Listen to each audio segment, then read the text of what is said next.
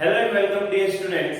आज हम डिस्कस करेंगे क्लास 11th के काइनेमेटिक्स का लेक्चर नंबर 7। और अभी तक हमने काइनेमेटिक्स में वन डायमेंशनल या स्ट्रेट लाइन में मोशन की चर्चा की है।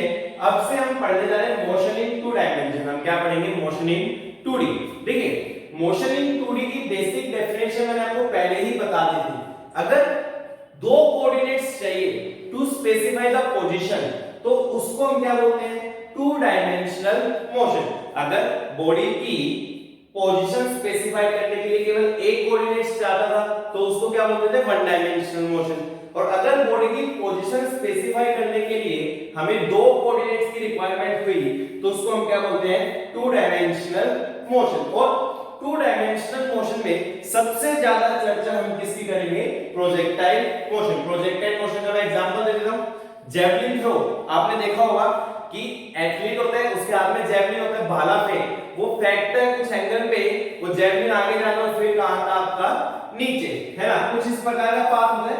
जैसे मान लीजिए सपोज ये ग्राउंड है, यहां से जेवलिन फेंका, ऊपर जाएगा फिर कहां आएगा आपका? नीचे, है ना? वैसे मान लीजिए आपने हाथ में एक स्टोन लिया और स्टोन को कुछ एंगल पे फेंका। देखिए ऐसे फेंकेंगे तो वर्टिकली अपर जाएगा और फिर कहां जाएगा?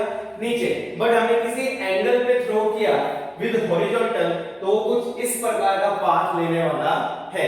ये सब कुछ हम किस में पढ़ने वाले? मोशन इन टू डायमेंशन, है ना? चलिए शुरुआत करते हैं। मैं एक एग्जांपल से शुरुआत करता हूं, है ना? जैसे मान लीजिए सपोज कोई बॉडी है, उस बॉडी की इनिशियल वेलोसिटी मैंने प्रोवाइड की आपको u वेक्टर। इनिशियल वेलोसिटी मान लीजिए उस बॉडी की है 0.3 i cap plus 0.4 j cap, है ना?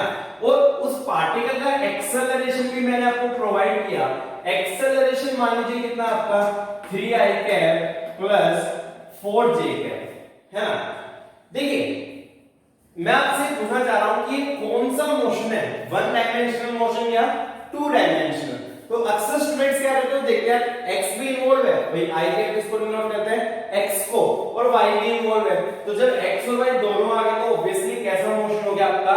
To dimension. ऐसा सोचना बिल्कुल गलत है ना? देखिए एक बात अगर हम यहां ध्यान से समझे तो हम क्या लिख सकते हैं? भाई एक्सेलरेशन और वेलोसिटी। ठीक है, मैंने क्या किया? एक्सेलरेशन में मान लीजिए 10 कॉमन ले लिया। कितना कॉमन ले लिया? 10।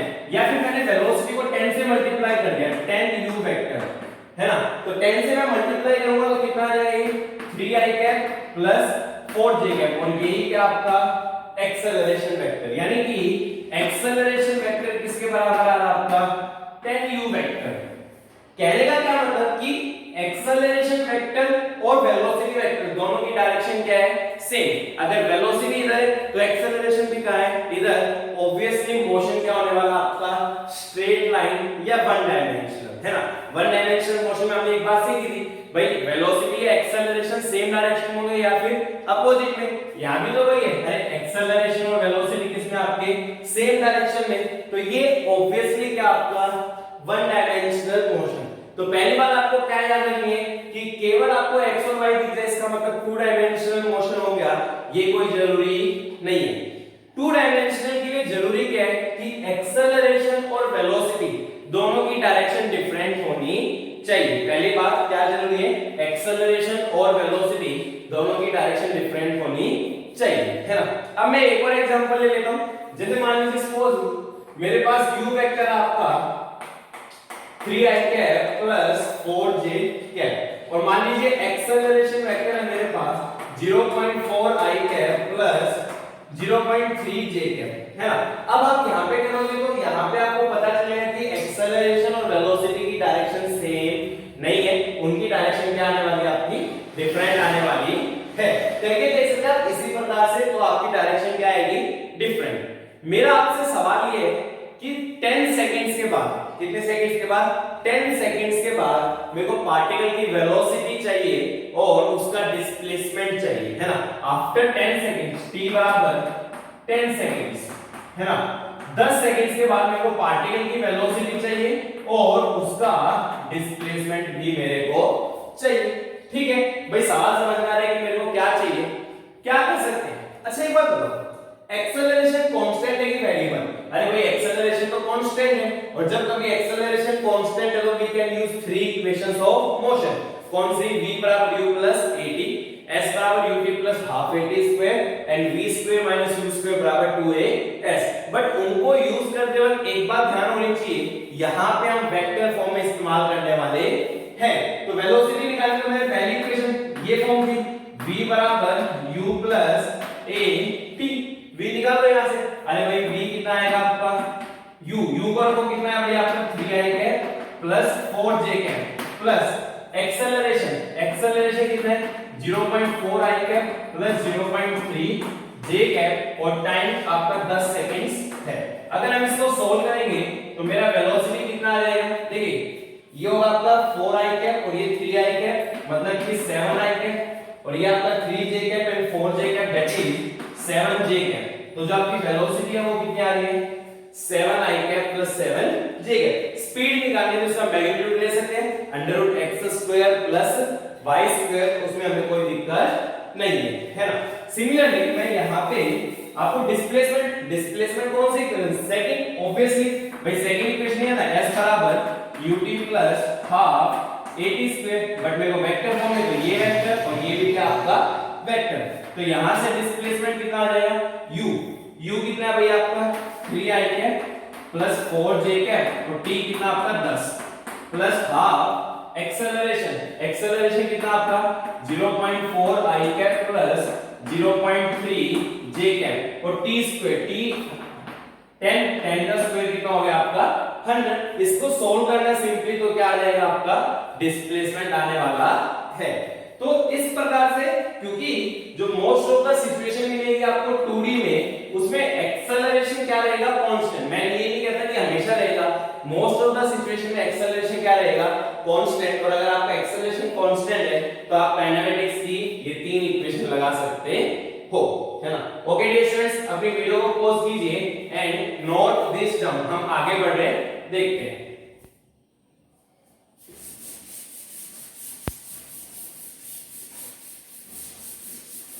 अब देखिए मैं यहाँ पे आपको एक और इंपॉर्टेंट चीज बताने वाला हूँ, इससे ही रिलेटेड है। जब भी 2 डायमेंशनल मोशन है, आप x को बिल्कुल अलग कंसीडर करके चल सकते हैं और y को बिल्कुल अलग कंसीडर करके चल सकते हैं। कहने का क्या मतलब, x का और y का आपस में किसी प्रकार का कोई रिलेशन नहीं होगा, है ना। सपोज मैंने क्या किया, मैं अलग अलग मान के चलो, ये मेरा x है और ये मान लीजिए मेरा क्या है y, ठीक है। मेरी इनिशियल वेलोसिटी क्या है 3i cap plus 4j cap, यानी x में 3 और y में कितनी है 4। तो मैं क्या लिख सकता हूं, मेरा ux कितना है 3 और uy कितना है मेरा 4। सिमिलरली x में एक्सेलरेशन कितना है 0.4 और y में कितना आपका 0.3। तो x में एक्सेलरेशन आपका 0.4 और y में एक्सेलरेशन कितना आपका 0.3। टाइम 10 सेकंड, अरे x y कहीं चले जाओ टाइम तो क्या है ना सेम है। तो यहां भी टाइम कितना आपका 10 सेकंड और यहां भी टाइम कितना है 10 सेकंड। मैंने कहा कि x एक्सिस में फर्स्ट इक्वेशन लगाइए। फर्स्ट इक्वेशन क्या है v बराबर u प्लस at। मैंने x में कहा तो ये भी x में, ये भी x में और ये वाला भी x में। अब vx को मेरे को चाहिए ux कितना है 3 प्लस ax कितना है 0.4 और टाइम कितना आपका 10। सोल्व करोगे तो कितना आ गया आपका 7 और यहां से भी कितना आ रहा था फाइनल x का कंपोनेंट 7, है ना। सेम काम y में कर लो, vy uy प्लस ayt, है ना। मतलब इसको आप अलग से वन डायमेंशन मान सकते हो, इसको अलग से क्या मान सकते हो वन डायमेंशन। हो गया uy कितना है 4 प्लस 0.3 इनटू में 10, ये कितना आ रहा आपका 7। अगेन यहां भी क्या था आपका 7। मतलब कि 2 डायमेंशन मोशन को आप दो हिस्सों में बांट सकते हो, दो वन डायमेंशन में बांट सकते हो।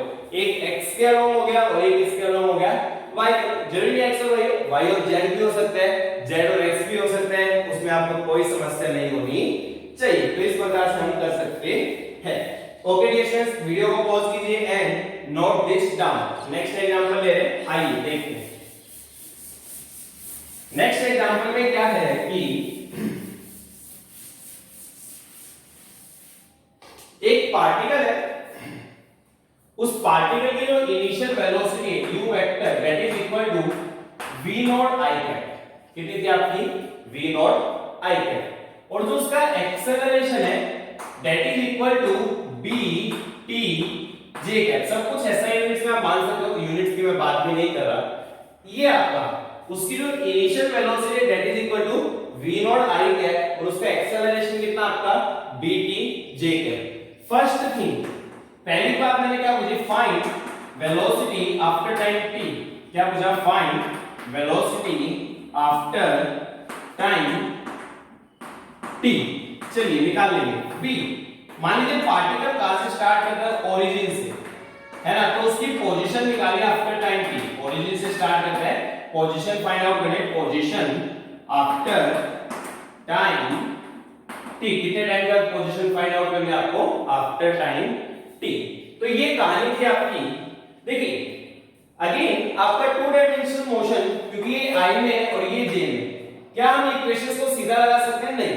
एक्सेलरेशन कांस्टेंट ये टाइम के साथ चेंज कर रहा है, आप सीधी इक्वेशन अप्लाई नहीं कर सकते। बट टू डायमेंशनल मोशन में हम एक काम तो कर सकते हैं भाई, हम x और y को कंप्लीटली डिफरेंट मान सकते हैं। हमने एक तरफ x लिया, दूसरी तरफ क्या लिया हमने y, ठीक है। इनिशियल वेलोसिटी केवल x में है, तो इनिशियल वेलोसिटी x में कितनी होगी, v नॉट। y में कुछ नहीं है, तो इनिशियल वेलोसिटी y में क्या हो गई आपकी, 0। अच्छा, x में कुछ एक्सेलरेशन है क्या, भाई x का एक्सेलरेशन तो 0 है, बट y में एक्सेलरेशन है कितना आपका bt।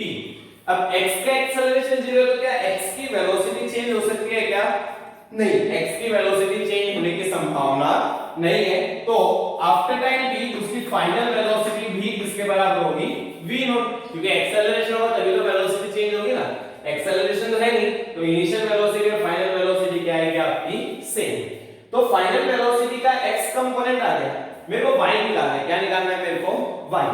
तो मैंने इस रिलेशन को इस्तेमाल करना स्टार्ट किया। अब भाई एक्सेलरेशन क्या था, dv by dt है। एक्सेलरेशन को मैं क्या लिख सकता हूं, dv by dt। पर ये तो y की बात है, तो वेलोसिटी भी किसकी लेनी पड़ेगी, y की, इक्वल टू क्या आ गया आपका bt। अच्छा, dt को दे देगा तो क्या आ जाएगा, dvy is equal to bt dt। दोनों तरफ मैंने क्या कर दिया, इंटीग्रेशन। अच्छा, इनिशियली मैंने समय शून्य लिया, समय शून्य के y की वेलोसिटी क्या थी आपकी, 0। इनिशियल वेलोसिटी क्या थी, 0। जब समय t हुआ, मान लीजिए वेलोसिटी हुई vy। अच्छा, dvy, dx का इंटीग्रेशन x, dvy का इंटीग्रेशन क्या हो गया आपका, vy, लिमिट कहां से है, 0 से लेके vy। अच्छा, b कांस्टेंट है, बाहर ले गया, t की पावर 1 है, तो इंटीग्रेशन करेंगे तो कितना आ गया आपका t²/2। लिमिट कहां से, आपकी 0 से t। लिमिट लगाओ हायर माइनस लोअर, तो हायर तो होगी vy। अच्छा, यहां लोअर 0, तो ये कितना होगा bt²/2। तो after any time t velocity का x कंपोनेंट कितना है, v नॉट, और y कंपोनेंट कितना है, bt²/2। यानी कि हम वेलोसिटी को कितना लिख सकते हैं, वेलोसिटी होगी आपकी v not i cap plus bt²/2 j cap. तो this will be your velocity after time t, v not i cap, क्योंकि x कंपोनेंट v नॉट है और y कंपोनेंट है bt²/2, तो bt²/2 j कैप। तो एक चीज तो हमने निकाल ली, वेलोसिटी आफ्टर टाइम t। अब हमें निकालनी है पोजीशन आफ्टर टाइम t, है ना। चलिए डियर, इसको नोट कर लीजिए। I am going to erase this. Second part करते हैं, ये याद रखना है, bt²/2 था, कितना था आपका, bt²/2। तो आपकी y में फाइनल वेलोसिटी कितनी थी, bt²/2, है ना। अब देखिए मेरे को उसकी पोजीशन निकालनी है। अच्छा, ओरिजिन से स्टार्ट करता हूं, x इनिशियल क्या आपका 0 और y इनिशियल क्या था आपका 0, है ना।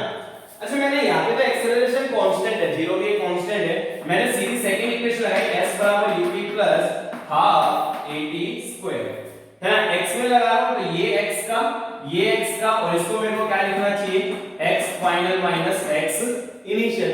पहले समझ चुके हैं, ax कितना है आपका 0, दिस टर्म इज 0, तो x फाइनल, x मान लीजिए इनिशियल तो 0 है, ux कितना हो गया v नॉट इनटू t। तो जो उसकी पोजीशन है उसका x कोऑर्डिनेट कितना आ रहा आपका v नॉट इनटू t। अच्छा, y कोऑर्डिनेट निकालनी थी, वही कहानी है। अरे भाई, वेलोसिटी को हम क्या लिखेंगे यहां पे, dy by dt, जो कि किसके बराबर आपका bt²/2। dt को इधर ले जाओ, तो dy कितना आ जाएगा आपका bt²/2 into dt, and you have to integrate this। अच्छा जब समय शून्य था तो y की पोजीशन क्या थी आपकी 0, समय t हुआ तो y की पोजीशन मान लीजिए y, dy का इंटीग्रेशन y हो गया लिमिट कहां से का 0 से y। अच्छा b/2 कांस्टेंट है बाहर आ गया, t² का इंटीग्रेशन क्या होगा आपका t³ लिमिट कहां से कहां 0 से t, हायर माइनस ओवर तो हायर लगाया तो y। अच्छा यहां पे हायर लगाएंगे तो कितना आ गया bt³/6, तो ये क्या आ गया आपका y।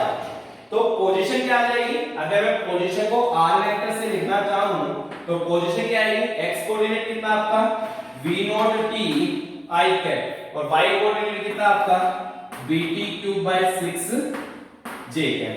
तो इस प्रकार से आप कर सकते हो। मैंने डीपीपी में काफी क्वेश्चन डाल दिए, अगर कोई नया है और डीपीपी चाहता है तो उसको व्हाट्सएप ग्रुप में ऐड होना पड़ेगा। व्हाट्सएप ग्रुप में ऐड होने के लिए नंबर डिस्क्रिप्शन बॉक्स में दिया गया है। तो इस प्रकार से आप 2 डायमेंशन की प्रॉब्लम को सोल्व कर सकते हो। ओके डियर स्टूडेंट्स, अपनी वीडियो को पॉज कीजिए एंड नोट दिस डाउन। हम आगे बढ़ते हैं, देखिए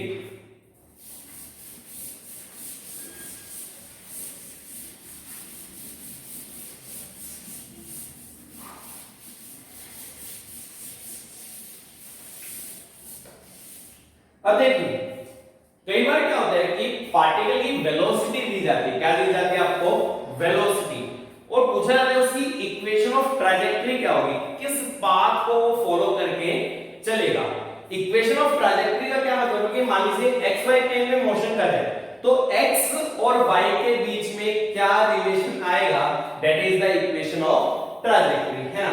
तो वेलोसिटी गिवन होती है तो हम इक्वेशन ऑफ ट्रैजेक्टरी कैसे निकालेंगे वो हम अभी समझ रहे हैं, और अगर पोजीशन गिवन है तो कैसे निकालेंगे वो हम बाद में समझेंगे। तो मान लीजिए किसी पार्टिकल की तो वेलोसिटी है ना वो इस प्रकार से गिवन है कि y plus x j cap. आपको इसकी इक्वेशन ऑफ ट्रैजेक्टरी निकालनी है, क्या निकालनी है आपको इसकी इक्वेशन ऑफ ट्रैजेक्टरी, ठीक है। कैसे निकालेंगे, listen to me very carefully.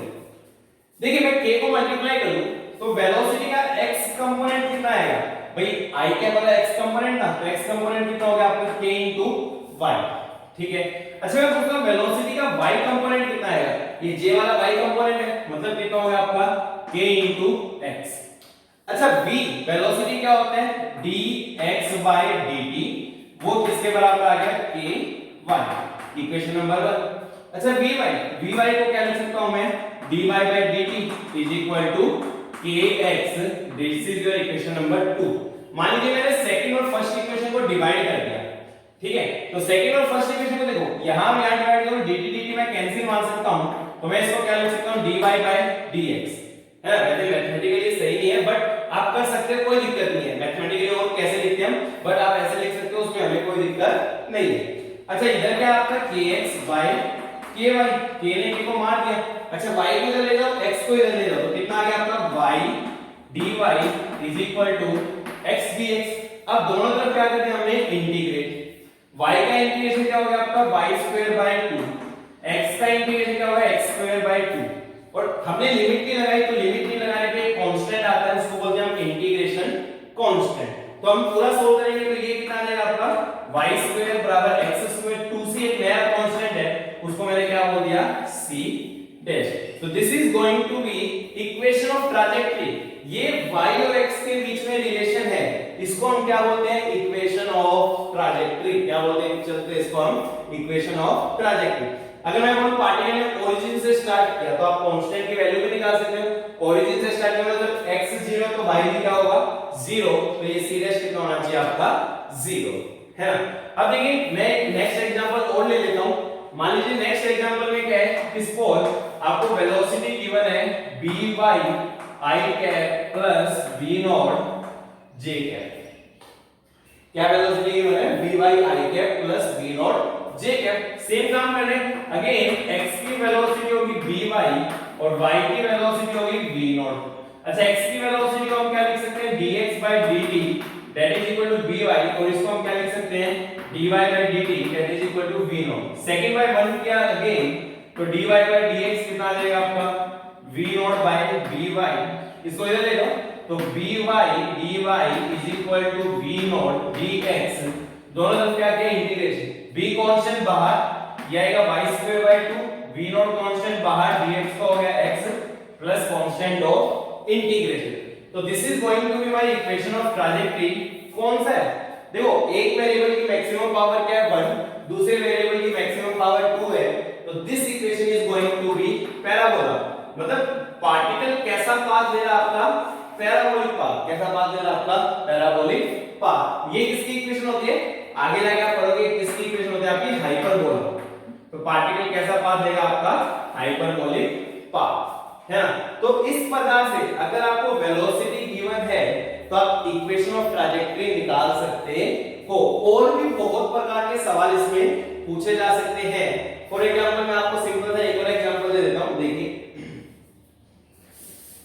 बाकी और एग्जांपल काफी आसान लगेंगे आपको, है ना। कई बार टाइम के साथ रिलेशन दे देता है। फॉर एग्जांपल x दे दिया आपको bt³ और y दे दिया मान लीजिए 8t²/2।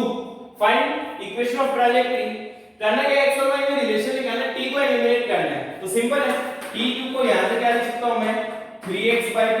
तो यहां से t को मैंने क्या लिखा मैं? 3x/p, उसकी पावर 1/3, मैंने क्यूब रूट ले लिया। सिमिलरली यहां क्या करूंगा? t² किसके बराबर है? 2y/a। तो यहां से t क्या लिखूंगा? स्क्वायर रूट ले लिया, 2y/a की पावर 1/2।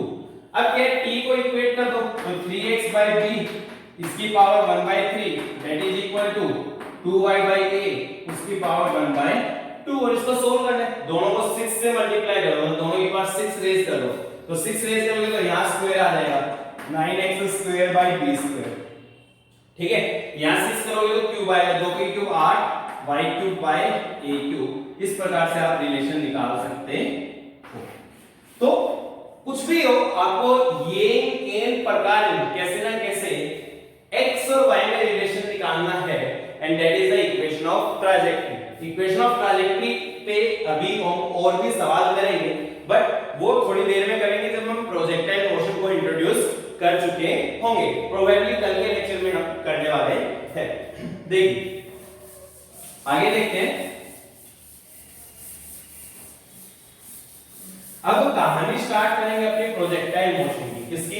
Projectile motion.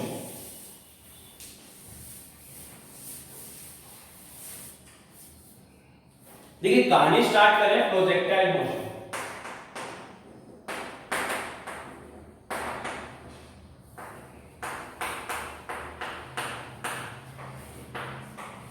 ध्यानपूर्वक सुनने की बातें हैं, सब कुछ काम की बातें हैं, सब कुछ काम में आने वाली भी है।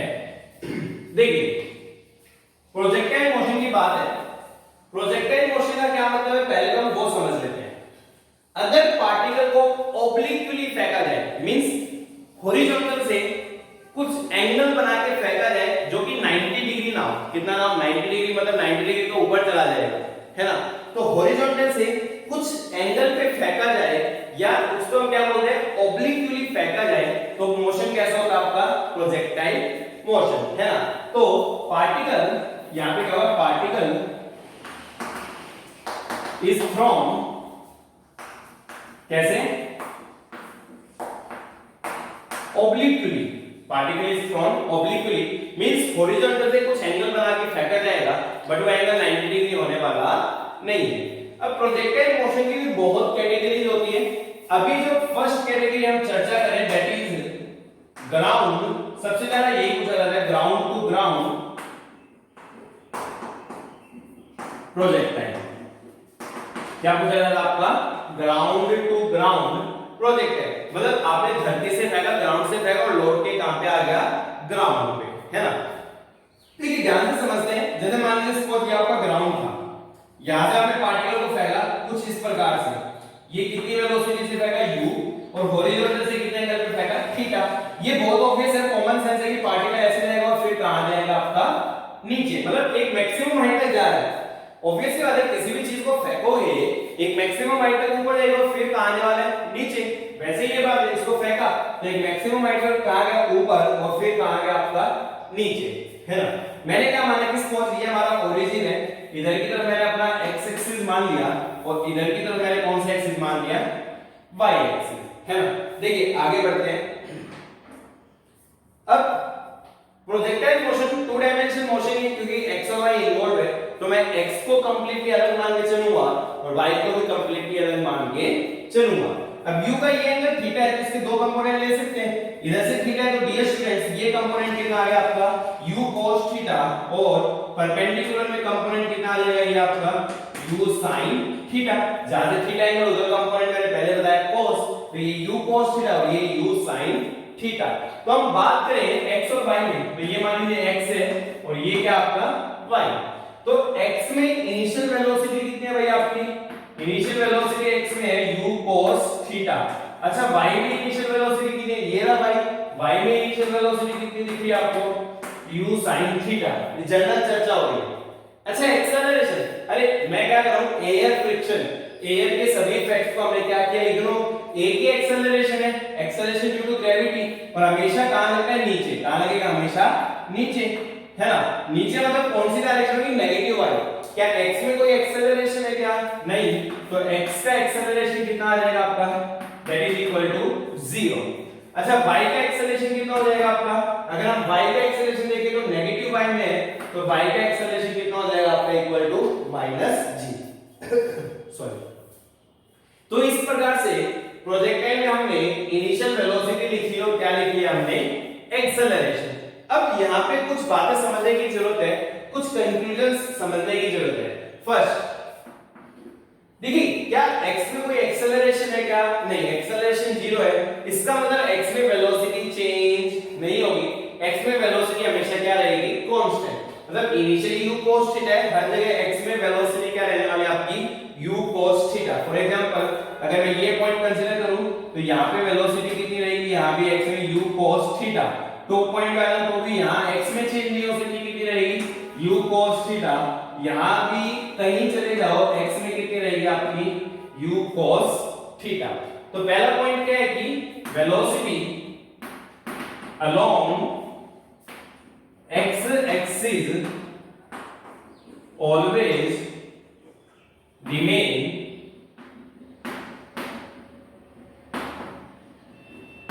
कांस्टेंट। x एक्सिस के अलोंग जो वेलोसिटी हमेशा क्या रहेगी आपकी, कांस्टेंट। सेकंड चीज y की बात करें, ठीक है, y में जो वेलोसिटी और एक्सेलरेशन अपोजिट डायरेक्शन में, और जब कभी ऐसा होता है तो पहले पार्टिकल की स्पीड क्या होगी, डिक्रीज 0 होगी, और फिर क्या होगी, इंक्रीज। अगर हम वन डायमेंशन में समझे, ऐसा क्या होता था कि जब वेलोसिटी और एक्सेलरेशन अपोजिट होते थे, पार्टिकल की स्पीड घटती थी, 0 होती थी, 0 होते हुए अपनी डायरेक्शन को क्या करता था, चेंज। यहां ऑब्वियसली क्या है कि y मतलब ऊपर जाने के लिए तो y रिस्पांसिबल है ना, ऊपर की तरफ तो y एक्सिस है, तो पार्टिकल ऊपर जाता रहेगा, जाता रहेगा, जाता रहेगा, एक पॉइंट पे y में स्पीड क्या होगी, 0, फिर नीचे आता तो उसकी स्पीड क्या होगी, इंक्रीज। ऑब्वियसली ये जो मैक्सिमम हाइट है, इस वाले पॉइंट पे जाके y की स्पीड क्या हो जाएगी, 0। अरे वन डायमेंशन में भी तो यही था, जब वो मैक्सिमम हाइट पे जाता था तो जो उसकी स्पीड है वो कितनी हो जाती थी आपकी, 0। तो सेम बात यहां पर है, जैसे जैसे ऊपर जाएगा स्पीड घटती जाएगी, टॉप पॉइंट पे जाके 0, नीचे आएगा तो स्पीड बढ़ती जाएगी। तो यहां पे स्पीड इतनी थी, मैं रिप्रेजेंटेशन दिखा रहा हूं, यहां पे स्पीड इतनी होगी, मतलब स्पीड क्या हो रही है, कम। इस पॉइंट पे जाके y की स्पीड तो क्या हो गई आपकी, 0।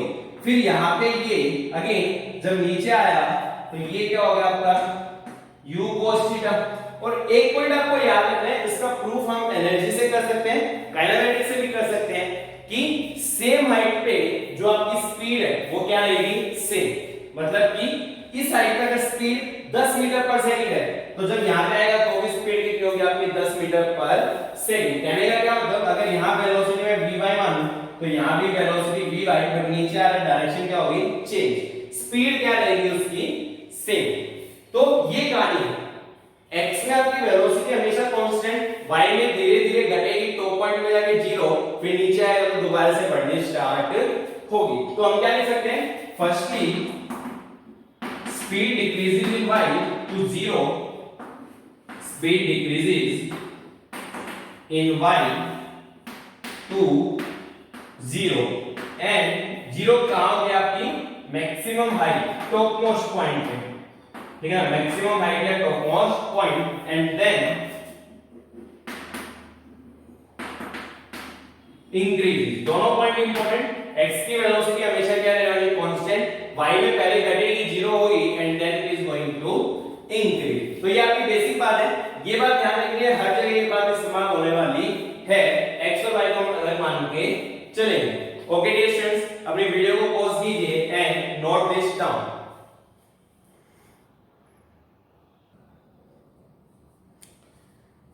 अब देखिए प्रोजेक्टाइल मोशन से रिलेटेड हम कुछ टर्म्स समझने वाले and that are very very important terms, है ना।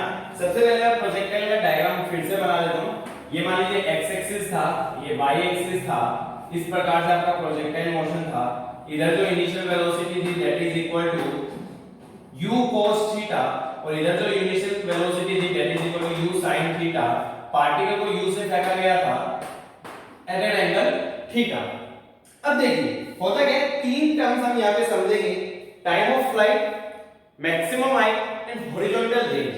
देखिए टाइम ऑफ फ्लाइट का क्या मतलब है, जितने टाइम ये एयर में रहा, जितने टाइम ये एयर में रहा that is known as the time of flight, या फिर दोबारा ग्राउंड पे स्ट्राइक करने में कितना टाइम लग गया that is known as the time of flight. हम ये समझते हैं कि जितने टाइम एयर में रहा that is the time of flight, है ना। उसके बाद मैक्सिमम हाइट, तो ग्राउंड से मैक्सिमम कितना ऊपर गया that is known as the maximum height. ये क्या हो गया आपका h मैक्सिमम, क्या हो गया आपका h मैक्सिमम। और हॉरिजॉन्टली कितना दूर गया, हॉरिजॉन्टली कितना डिस्टेंस ट्रैवल किया that is known as the range denoted by r। ये क्या हो गई आपकी रेंज। तो तीन टर्म्स, टाइम ऑफ फ्लाइट कितने टाइम एयर में रहा, सेकंड मैक्सिमम हाइट कितनी मैक्सिमम हाइट गया ग्राउंड से, और हॉरिजॉन्टली कितना डिस्टेंस ट्रैवल किया that is known as the range, है ना।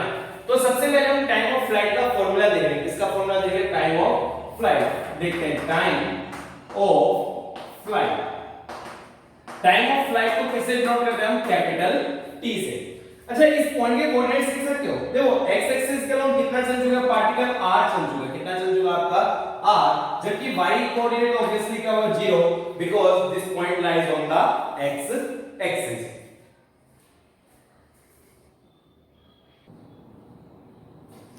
तो देखिए अब हम क्या करते हैं, टाइम ऑफ फ्लाइट निकालने के लिए हमने x और y को कंप्लीटली अलग माना। कुछ पैरामीटर्स तो सेम हमेशा, x के अलोंग वेलोसिटी कितनी होगी आपकी u cos थीटा और y के अलोंग वेलोसिटी कितनी होगी आपकी u sin थीटा। हम समझ चुके थे x में एक्सेलरेशन क्या था 0 और जो y में एक्सेलरेशन था वो किसके बराबर था आपका -g, है ना। अब देखिए टाइम ऑफ फ्लाइट निकालना मतलब यहां से यहां जाने में कितना टाइम लगा। अब इससे ड्यूरेशन की तरह एक बार बताइए y में डिस्प्लेसमेंट कितना हुआ। अरे भाई इसके कोऑर्डिनेट लिखूंगा तो ये तो ओरिजिन 0,0, y में फाइनल कोऑर्डिनेट भी कितना है 0 और y में इनिशियल कोऑर्डिनेट भी क्या है 0। तो यहां से यहां जाने में y में कोई भी डिस्प्लेसमेंट नहीं हुआ, तो sy कितना हो गया 0। अब मैंने y में सेकंड इक्वेशन लगाई s बराबर ut, इसमें लगाई ये भी y में, ये भी y में और ये भी किसमें y में, ठीक है। sy कितना है मेरा 0, uy कितना है मेरा u sin theta and t किसके बराबर हो जाएगा कैपिटल T, क्योंकि मैं टाइम ऑफ फ्लाइट के केस में लिख रहा हूं, है ना, प्लस हाफ ay कितना -g and that is equal to t square. इसको इधर ले जाइए तो क्या हो गया half g t square that will be equal to u sin theta into t। देखिए एक t से t क्या हो गया कैंसिल, तो t कितना आएगा, इसको ऊपर ले जाइए 2u sin theta bye g, कितना आएगा 2u sin theta bye g। अच्छा u sin थीटा को मैं u बाय भी लिख सकता हूं, तो ये कितना हो जाएगा 2u बाय g। कहने का क्या मतलब, जो आपका टाइम ऑफ फ्लाइट है वो केवल y की वेलोसिटी पे डिपेंड कर रहा है, x में कितनी वेलोसिटी होगी इस पे डिपेंड करने वाला नहीं है। 2u बाय g कितना होगा 2u बाय g, ठीक है।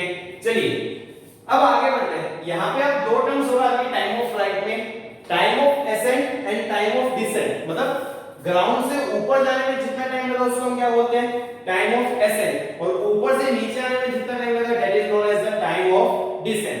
क्या मैं टाइम ऑफ एसेंट निकाल सकता हूं क्या, देखिए निकालते हैं। टाइम ऑफ एसेंट, ऊपर जाने में कितना टाइम लगा, ग्राउंड से ऊपर जाने में कितना टाइम लगा, मैक्सिमम हाइट तक जाने में कितना टाइम लगा, ऊपर कितने टाइम तक जाता रहा, कैसे निकालूंगा। देखिए एक बात मेरे को मालूम है कि जब इस टॉप पॉइंट पे पहुंचेगा तो उसकी y में वेलोसिटी क्या होगी 0, तो इसके लिए y में वेलोसिटी को क्या कर दो 0। अच्छा भाई इक्वेशन क्या हमारे पास v बराबर u प्लस at, मैं कौन से एक्सिस में लगाने जा रहा हूं y एक्सिस में, vy में कितना हो गया 0। अच्छा uy मैं ऐसे लिख देता हूं uy माइनस g और ये ta, that is the time of asset, capital TA लिख लेते हैं, है ना। इसको इधर तो सॉल्व करेंगे तो टाइम ऑफ एसेट कितना आ गया आपका uy by g।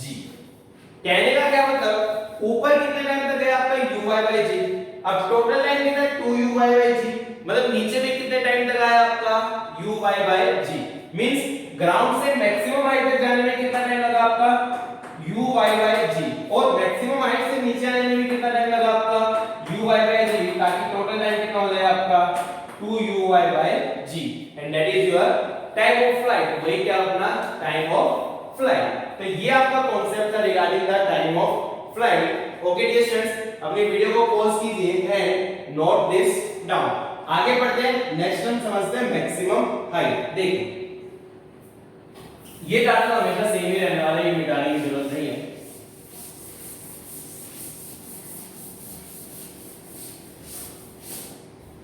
अब देखिए हम बात करते हैं मैक्सिमम हाइट की, किसकी बात करते हैं हम, मैक्सिमम हाइट की। तो मैक्सिमम हाइट किससे डिनोट करेंगे भाई, h max, है ना। और मैंने पहले इंडिकेट भी किया था, ये अभी भी करेक्ट है, ये क्या आपका h max। कैसे निकालेंगे, देखिए बहुत सिंपल है, h max पे जाके जो y की वेलोसिटी है वो कितनी हो जाएगी आपकी 0, है ना। तो h max पे जाके y की वेलोसिटी 0, मैंने लगाई थर्ड इक्वेशन v² - u² बराबर 2ax, ये भी y में, ये भी y में, ये भी y में और ये भी y में, ठीक है। y में जो फाइनल है वो 0 माइनस uy², ठीक है, इसको मैं ऐसे भी लिख रहा हूं uy² 2ay कितना आपका माइनस g। अच्छा y में डिस्प्लेसमेंट कितना हो, देखिए पहले y क्या था आपका 0, अब y में कितना ऊपर बढ़ गया आपका h max, अरे y में इतना तो ऊपर बढ़ा ना, कितना h max, तो y में ऊपर कितना बढ़ गया भाई आपका h max। अब इसको सोल्व करना है सिंपली, तो सोल्व करेंगे तो डियर स्टूडेंट्स ये आपका h max कितना आ जाएगा, यहां से uy² by 2g। अगेन ये भी किस पे डिपेंड कर रहा है, केवल y की वेलोसिटी पे। अब uy कितना है, u sin थीटा, इसको हम लिख सकते हैं u² sin² theta by 2g। This is your maximum height achieve u² sin² theta by 2g। तो इस प्रकार से आप ये कर सकते हो। अगेन ये याद रखना है, ये भी किस पे डिपेंड करेगा, केवल y की वेलोसिटी पे। टाइम ऑफ फ्लाइट भी किस पे डिपेंड कर रहा था, केवल y की वेलोसिटी पे, और किसी चीज पे डिपेंड नहीं करता है। ओके डियर स्टूडेंट्स, अपनी वीडियो को पॉज कीजिए एंड नोट दिस डाउन। अब इसमें हमारी एक और टर्म रह जाती है, और वो टर्म है हमारी रेंज, है ना। रेंज हम निकाल लेते हैं, कोई दिक्कत नहीं है, h max हो गया हमारा, रेंज निकाल लेते हैं। देखिए अब बात करते हैं हॉरिजॉन्टल रेंज। देखिए रेंज क्या क्या बोलते हैं इसको हम, हॉरिजॉन्टली जितना डिस्टेंस ट्रैवल किया that is the horizontal range denoted by r, ठीक है। अब देखिए कैपिटल T टाइम, जब टाइम कितना हुआ आपका capital T time of flight, उसमें x में डिस्प्लेसमेंट कितना होगा, कैपिटल T टाइम में यहां से लेके यहां तक आ गया, तो x का डिस्प्लेसमेंट ऑब्वियसली किसके बराबर हो गया आपका, इक्वल टू रेंज, है ना। अब x में सेकंड इक्वेशन लगा दीजिए, s बराबर ut plus half at²। x में मैंने कौन सी इक्वेशन लगा दी, सेकंड x में डिस्प्लेसमेंट कितना आपका इक्वल टू r ux, इसको मैं अभी ux से रहने देता हूं। ये टाइम ऑफ फ्लाइट के बराबर आएगा, t बराबर कैपिटल T, और कैपिटल T कितना होता है uy by g, है ना। ax तो कितना है 0, तो this term is going to be 0, तो यहां से r कितना है 2 ux uy by g। हां ये दोनों पे डिपेंड करती है, x में कितनी वेलोसिटी और y में कितनी वेलोसिटी है। वैल्यूज पुट कर देते हैं, ux कितना है u cos थीटा, तो ux को लिखा मैंने u cos थीटा, और uy कितना है मेरा u sin थीटा, इसको मैंने क्या लिखा u sin theta divided by g। चलिए सोल्व करते हैं, u इनटू में u क्या होगा u²। अब देखिए क्या है 2 sin थीटा cos थीटा, याद रखिए इसका फार्मूला होता है that is the sin 2 theta. sin 2 theta क्या होता है आपका 2 sin theta into cos theta divided by g, and that is coming to be your range u² sin 2 theta by जी, या फिर 2ux dy बाय g। यहां ये ध्यान रखना है कि sin 2 थीटा फॉर्मूला है ये 2 sin theta into cos theta, है ना। तो ये आ गया आपकी रेंज जो कि x की वेलोसिटी पे भी डिपेंड करती है और y की वेलोसिटी पे भी डिपेंड करती है। अब एक बात है, आपको ये बताना था कि हम कितने एंगल पे फेंकें कि रेंज आपकी मैक्सिमम हो जाए, है ना। रेंज पे हम और सवाल भी करेंगे। पहली बात ये कि हम कितने एंगल पे फेंकें, साइन स्क्वायर ने डियर स्टूडेंट्स ये आपका sin 2 थीटा, है ना।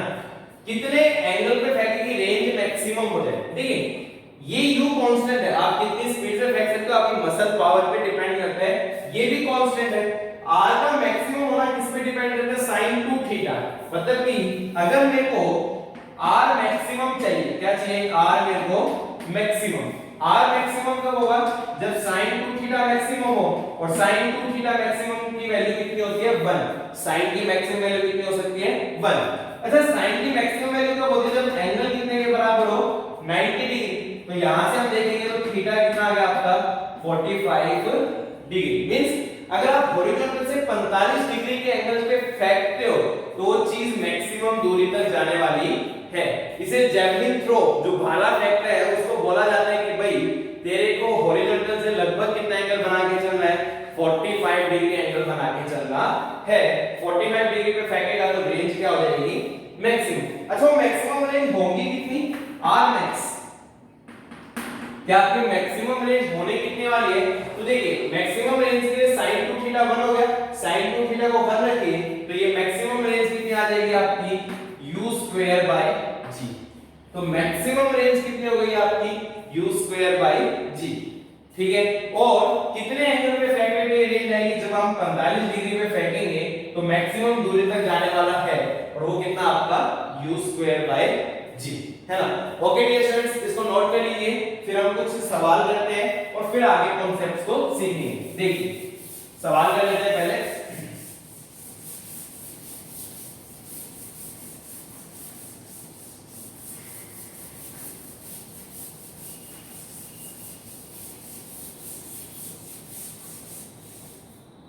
अब देखिए मान लीजिए मैंने आपको सिंपल सवाल पूछा, कोई आदमी है वो मैक्सिमम ऊपर फेंक सकता है 20 मीटर। कितना ऊपर फेंक सकता है मैक्सिमम, अगर वो वर्टिकली फेंके तो मैक्सिमम कितना ऊपर फेंक सकता है, 20 मीटर। तो वो हॉरिजॉन्टली मैक्सिमम कितनी दूर फेंक सकता है। तो सवाल ये है, देखिए a man can throw a ball to a maximum height of 20 meter. Find the maximum horizontal distance. Find the maximum horizontal distance to which it can throw. है ना, मतलब ऊपर जब फेंकता, मैक्सिमम हाइट कब होगी, जब ऊपर फेंके। ऑब्वियस सी बात है कि जब बिल्कुल ऊपर फेंकेगा तो जो आपकी हाइट होगी that is the maximum height. तो पार्टिकल मैक्सिमम ऊपर कितना फेंक सकता है, 20 मीटर। आपको बताना है कि मैक्सिमम आगे कितना फेंक सकता है ना। तो याद कीजिए, अगर पार्टिकल अगर कोई मैन किसी को u स्पीड से ऊपर फेंकता है तो जो उसकी मैक्सिमम हाइट है उसका फॉर्मूला हम जानते हैं। मैक्सिमम हाइट कितनी चाहिए होती थी, u स्क्वायर बाय 2g, है ना। तो मैक्सिमम हाइट आपकी कितनी है, u स्क्वायर बाय 2c, और वो किसके बराबर दी गई आपको, 20 मीटर। किसके बराबर दी गई आपको, 20 मीटर, है ना। तो ये मैक्सिमम हाइट होगी। बट हॉरिजॉन्टल डिस्टेंस का मतलब तो आपको रेंज क्या चाहिए, मैक्सिमम। अब मैक्सिमम रेंज का फॉर्मूला अभी निकालना था, सिंपल सी बात है, u स्क्वायर बाय g।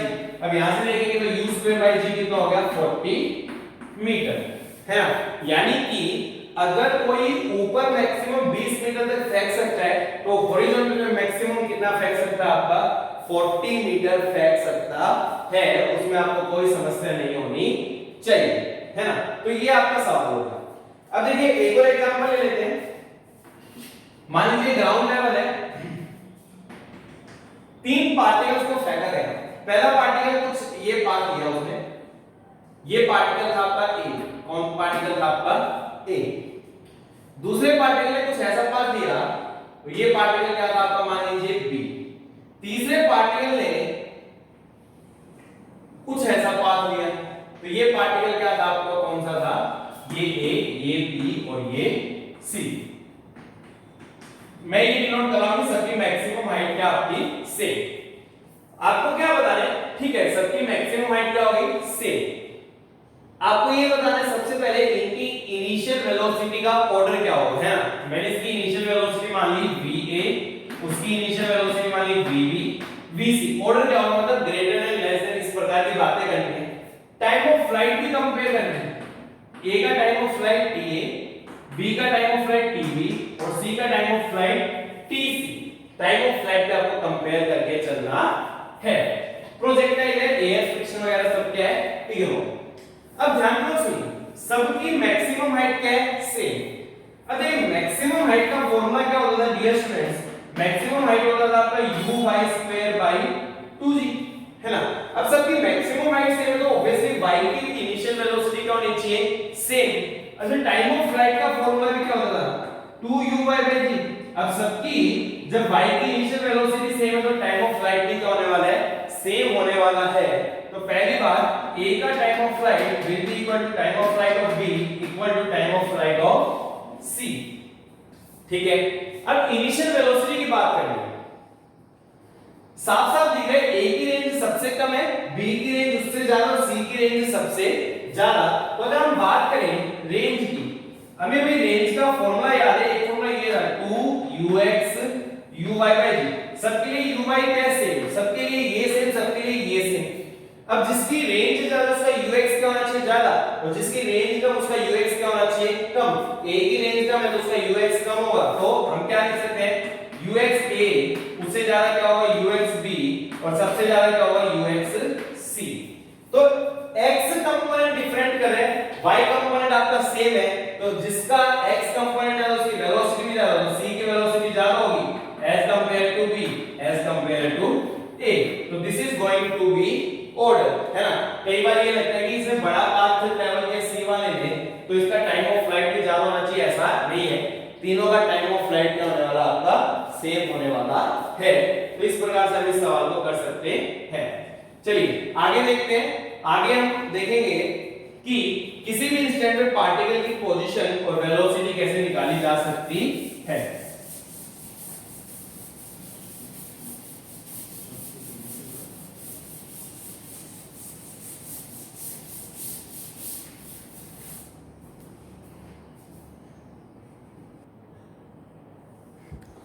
देखिए अब देखते हैं किसी भी इंस्टेंट पे पार्टिकल की पोजीशन क्या होगी और उसकी वेलोसिटी क्या होने वाली है। देखिए ध्यान से, ये हमारा वही शानदार सा प्रोजेक्टाइल मोशन बढ़िया वाला है ना, 45 डिग्री वाला, नहीं कोई भी चलना है है ना।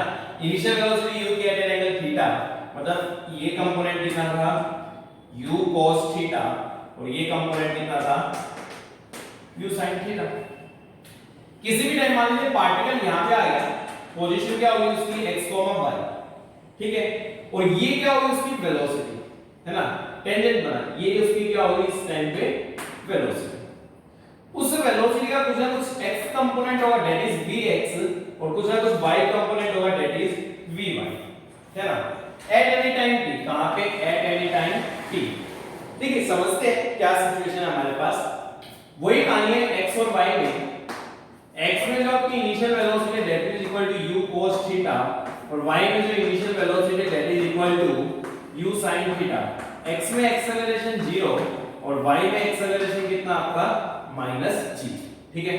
अब देखिए एट एनी टाइम के पहले x और y निकाल लेते हैं, है ना। इनिशियली आपका ओरिजिन पे था 0, 0, x का डिस्प्लेसमेंट x हो गया और y का डिस्प्लेसमेंट क्या हो गया आपका y।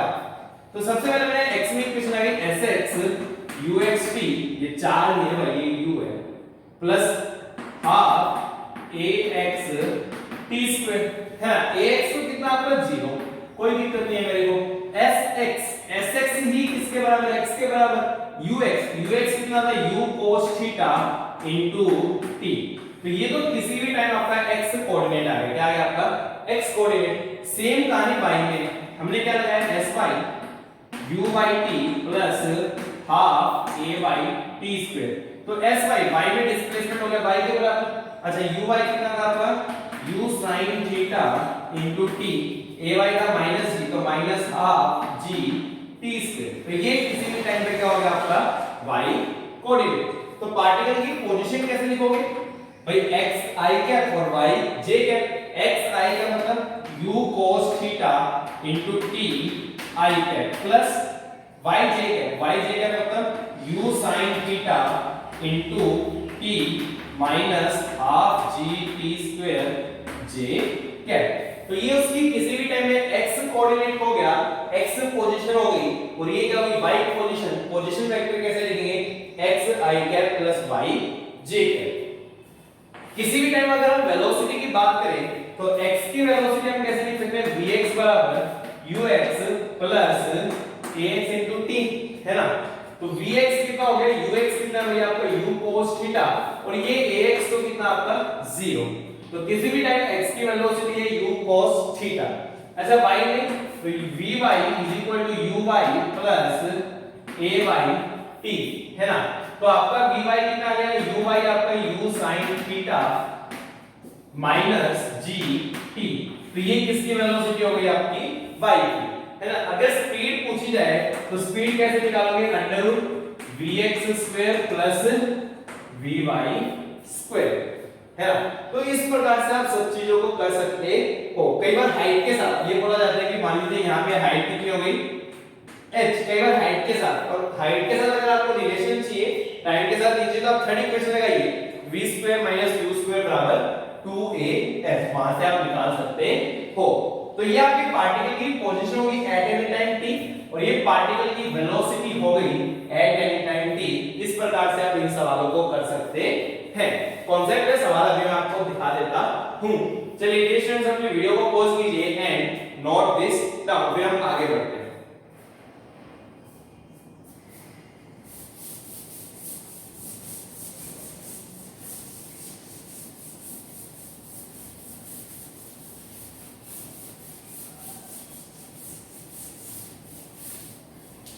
देखिए सवाल ले लेते हैं। सिंपल सा इलस्ट्रेशन है। पार्टिकल ने t 0 से स्टार्ट किया ओरिजिन से, प्रोजेक्टाइल मोशन है। कैसा मोशन कर रहा है, प्रोजेक्टाइल, है ना। आफ्टर 2 सेकंड्स, कितने सेकंड्स के बाद, 2 सेकंड्स के बाद उसकी जो पोजीशन है that is equal to 40 i cap plus 50 j cap. क्या पोजीशन है, 40 i cap plus 50 j cap. आपको ये बताना है कि उसको हॉरिजॉन्टल से थीटा एंगल में फेंका गया तो थीटा की वैल्यू कितनी आने वाली है ना। पार्टिकल ने ओरिजिन से स्टार्ट किया समय शून्य पे, जब समय आपका 2 सेकंड हुआ तो उसकी पोजीशन है 40 i cap plus 50 j cap. आपको बताना है कि उसको कितने एंगल पे फेंका गया from the horizontal, means theta कितना होने वाला है। आइए सोल्व करते हैं। देखिए टाइम 2 सेकंड्स है ना। हमें बहुत पहले से चीजें मालूम है कि हम x और y को अलग करके चलते हैं भाई। अब तो मैं बता के थक चुका हूं, अरे नहीं थका हूं, तुम्हें समझ में आना चाहिए। ux कितना है, u cos थीटा, uy कितना आपका u sin थीटा। x में तो एक्सेलरेशन 0 होता ही है, y में सब कुछ ऐसा यूनिट्स में मान लो -10 मीटर पर सेकंड स्क्वायर। टाइम है 2 सेकंड। x में कितना डिस्प्लेसमेंट हुआ, ओरिजिन से स्टार्ट करके x में कितना चला गया 40, कितना चला गया 40, और y में कितना चला गया आपका 50। ठीक है ना। अब देखिए सबसे पहले मैंने x में सेकंड इक्वेशन लगाई, sx uxt plus half ax t square. ax क्या आपका 0, sx कितना आपका 40 बराबर ux कितना भैया आपका u cos theta into time कितना आपका 2 सेकंड, तो ये हो गया 2। इसको इधर ले जाओ तो u cos थीटा कितना हो गया आपका 20। This is our equation number 1, है ना। अगेन मैंने y में पोजीशन निकाली, अभी हमने ऐसे ही निकालनी सीखी थी। sy बराबर uyt प्लस हाफ पोजीशन के हम यही करते हैं ayt स्क्वायर। ठीक है। sy कितना है भैया आपका 50, uy कितना हो गया u sin थीटा, टाइम हो गया 2 सेकंड प्लस हाफ ay हो गया आपका -10, और टाइम प्लस के 2 का स्क्वायर 4, सोल्व करेंगे तो ये कितना आ गया 2 minus 20 plus 70 by 2 35 is equal to u sin theta and this is our equation number 2। ठीक है, एंगल निकालने के लिए काम करो 2 और 1 को डिवाइड करो। क्या करो 2 और 1 को डिवाइड, तो 2 और 1 को डिवाइड करेंगे तो कितना आएगा u sin theta by u cos theta is equal to 35 by 20। u ने u को मार दिया, ये हो गया आपका tan थीटा और 5 पे शायद कैंसिल होगा 7/4। अब tan थीटा ये नहीं पता 7/4 का मतलब इसको हम कैसे लिखते हैं theta is equal to tan inverse 7/4 इस प्रकार से हम लिख सकते हैं। अच्छा बाय चांस u पूछा जाए तो भी आप कर सकते हो 1 का स्क्वायर कर दो प्लस 2 का स्क्वायर कर दो। ठीक है, 1 का स्क्वायर करोगे तो क्या आएगा u square cos square theta plus 2 का स्क्वायर करोगे तो u square sin square theta. इधर कितना आ जाएगा 1/20 है तो ये आ जाएगा आपका 20 स्क्वायर प्लस 2 में कितना 35 तो ये आ जाएगा 35 का स्क्वायर। u स्क्वायर कॉमन है क्या, sin square theta plus cos square theta कितना हो गया 1 तो it will be equal to 20 square plus 35 square. Under root ले लो तो u कितना आएगा अंडर रूट 20 स्क्वायर प्लस 35 का स्क्वायर। तो इस प्रकार से आप वेलोसिटी भी निकाल सकते हो, उसमें भी आपको कोई समस्या नहीं होनी चाहिए, है ना। तो ये पोजीशन पे बेस्ड सवाल था, है ना। हमने निकाली थी पार्टिकल की position at any time t कितनी होगी, तो ये आपका जो सवाल है वो किस पे बेस्ड था, आपका पोजीशन पे बेस्ड सवाल है। इस प्रकार से आप इसको कर सकते हो। ओके डियर स्टूडेंट्स, अपने वीडियो को पॉज कीजिए and note this down. I am going to take next illustration here. देखते हैं नेक्स्ट इलस्ट्रेशन में आपको वेलोसिटी का करा देता हूं, थोड़ा सा अलग रहेगा वैसे।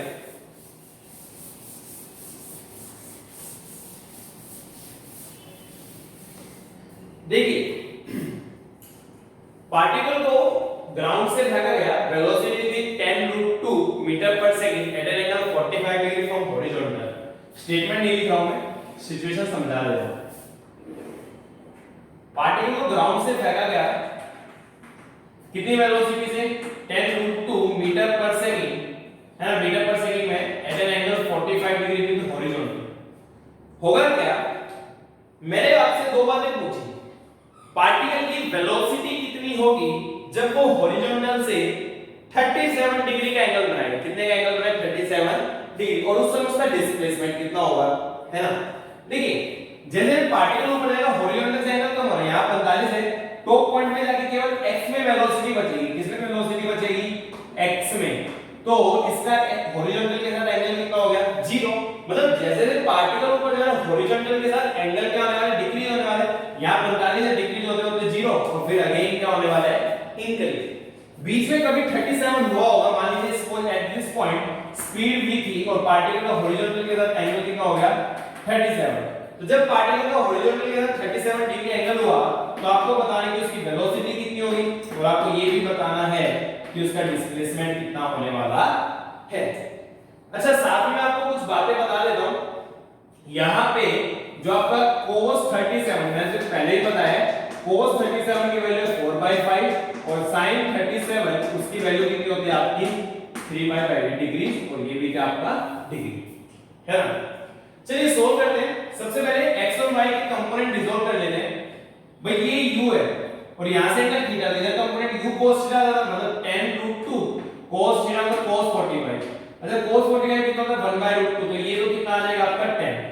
सिमिलरली अगर आप y एक्सिस में जाएंगे, यहां cos यहां पे sin 45 आएगा, अगेन ये कितना आ जाएगा आपका 10। तो ये क्या हो गया आपके 10 और 10, है ना। अब देखिए ये आपका v था, v को भी हम रिजॉल्व कर लेते हैं। ये कितना हो गया v cos 37 और ये वर्टिकल में क्या हो गया आपका v sin 37, ठीक है। अब हमने एक फैक्ट सीखा था, मैंने पहला नोट पॉइंट लिखा था कि x में वेलोसिटी कभी चेंज होने वाली नहीं है। इनिशियली जितने x में उतनी ही रहने वाली है। इनिशियली x में कितनी आपकी 10 और फाइनली x में कितनी है v cos 37, दोनों क्या होनी चाहिए सेम। तो यहां से 10 किसके बराबर आ गया v cos 37 हो गया आपका 4/5। सोल्व करेंगे तो v कितना आ गया 50/4 that is equal to 25/2 metre पर सेकंड। तो पार्टिकल की वेलोसिटी या स्पीड कितनी हो जाएगी 25/2 मीटर पर सेकंड जब वो हॉरिजॉन्टल से कितना एंगल बनाएगा 37 डिग्री। अब डिस्प्लेसमेंट निकालने के लिए मेरे को टाइम चाहिए, डिस्प्लेसमेंट पोजीशन, अरे x मैं निकाल लूंगा, अगर मेरे को टाइम मालूम हो तो मैं सेकंड इक्वेशन लगा के x निकाल लूंगा, है ना। और अगर मेरे को टाइम मालूम हो तो सेकंड इक्वेशन लगा के y भी निकाला जा सकता है। मेरे को टाइम और चाहिए, उसके लिए मैंने क्या किया, मैंने y की इक्वेशन लगाई dy = uy + ay * t। y में जो final velocity that is equal to v sin 37।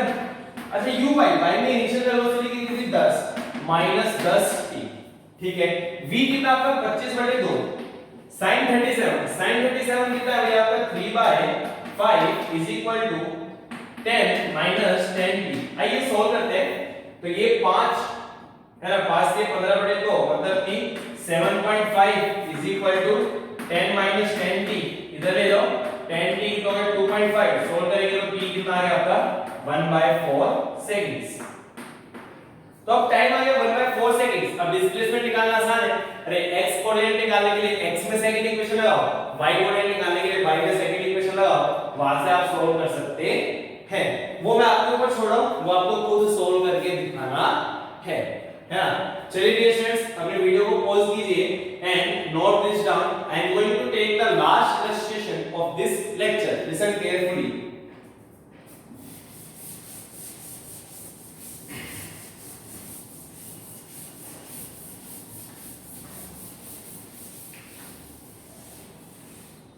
देखिए हुआ क्या, ये मान लीजिए ग्राउंड है, एक बिल्डिंग थी जिसमें बीच में एक विंडो थी, या बीच में थोड़ा विंडो थी कुछ भी, ये उससे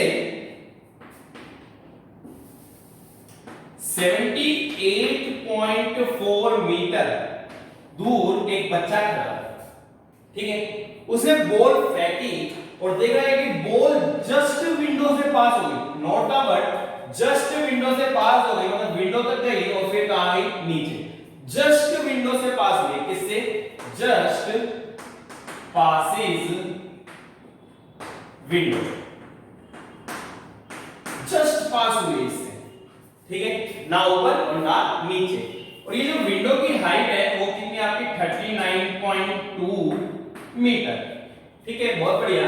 आपको ये बताना था कि इस बच्चे ने कितनी स्पीड से गेंद को फेंका होगा, कितनी स्पीड से गेंद को फेंका होगा। थोड़ा ढंग का डायग्राम बना लेते हैं।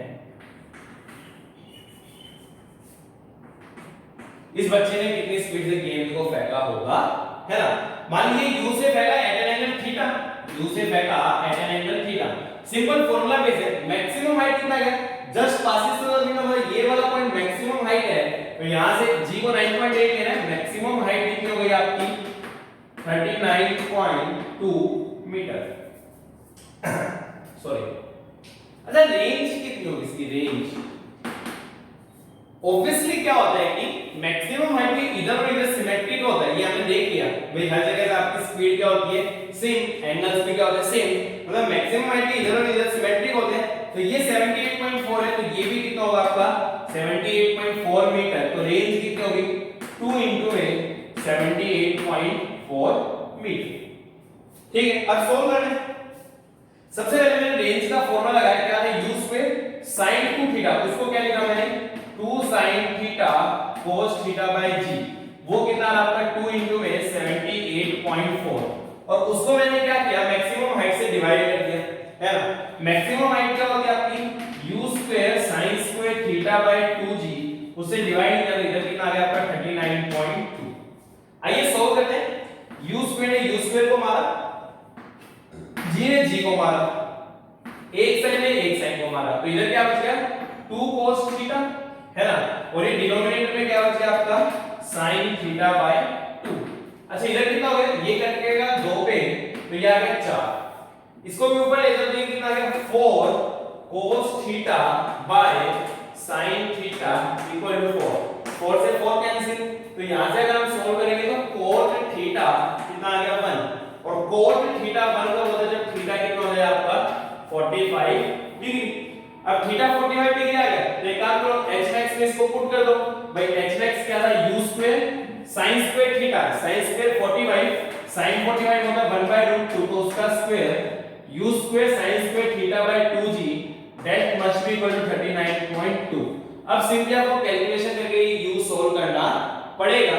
चलिए मैं करके दिखा देता हूं। ये कितना आएगा देखिए, u स्क्वायर √2 का स्क्वायर हो गया 2 और नीचे क्या आपका 2g that is equal to 39.2। तो u स्क्वायर को क्या लिखूंगा 4, g हो गया 9.8, अगर 39.2 को क्या लिख सकता हूं 9.8 into 4, है ना। अब अंडर रूट ले, फिर 4 और 4 का अंडर रूट कितना आ गया 4 और ये कितना आ गया 9.8, तो ये आएगा आपका 39.2 मीटर पर सेकंड, है ना। तो बच्चे ने 39.2 मीटर पर सेकंड से फेंका at an angle of 45 degree, तो विंडो को जस्ट क्लियर किया जो 39.2 मीटर की हाइट पे थी। इस प्रकार से हम इस सवाल को कर सकते हैं। Okay dear students, with this we are going to wind up this lecture. अगर आपको लेक्चर पसंद आया लाइक कीजिए, कमेंट कीजिए, अपने फ्रेंड्स के साथ शेयर भी कीजिए और अगर आप डीपीपी चाहते हैं तो उसके लिए आपको व्हाट्सएप ग्रुप में ऐड होना पड़ेगा। Thank you dear students.